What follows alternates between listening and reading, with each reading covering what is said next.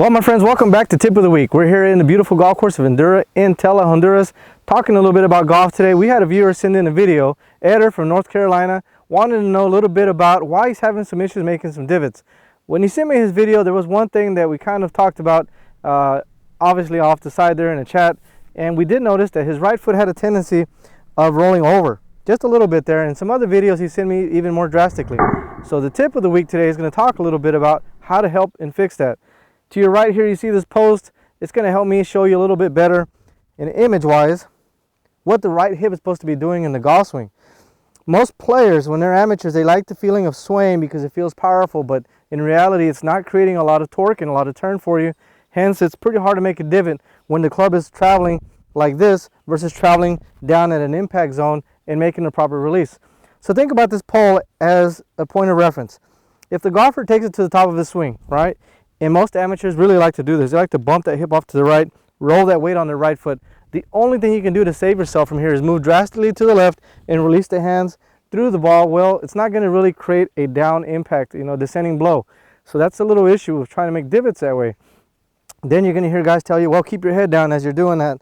And you start slowing the swing down. There's a lot of stuff that happens. So it becomes a domino effect. And pretty soon we have a restricted swing, hitting balls X amount of distance. So your 8, 7, and 6 iron all of a sudden hit the same distance, and your driver and 3 wood are the same distance. And you kind of ask yourself, what's going on with that? And you see your buddy who's been playing pretty good. He's a single-digit handicapper, makes a smooth swing, hits it through, probably because he's loading that right side pretty good. So think about it this way. We're taking that backswing. We'd like to see that left hip turn through and the right hip turn a little bit back. Now, don't over-exaggerate that and get yourself in a reverse pivot position. We're just talking about keeping that there in that position so we have a proper release and a proper coil through the golf ball and create that descending blow.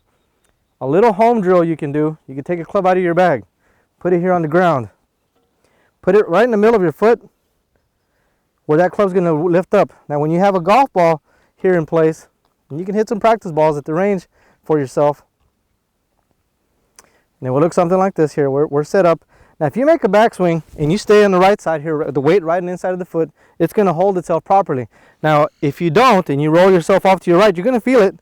This club's going to move a little bit more too. So you can see when I have it properly, it's there. When I roll over, it's going to move up a little bit. So this gives you a good point of reference. So when you get to the top, you're going to feel the pressure on your right side, on the inside of your foot. So then now you have a proper way to push off and release. Here's what it looks like in motion.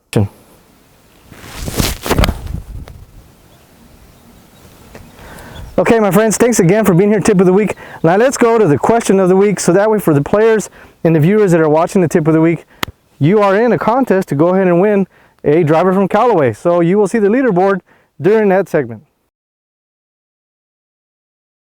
Okay, here we are on the question of the week regarding some rollings. We have a player who just tees off, and his ball ends up in 3 different positions. One's going to go into a drainage. The other one's going to go on a sprinkler head where the yardages are at. The third in another player's divot.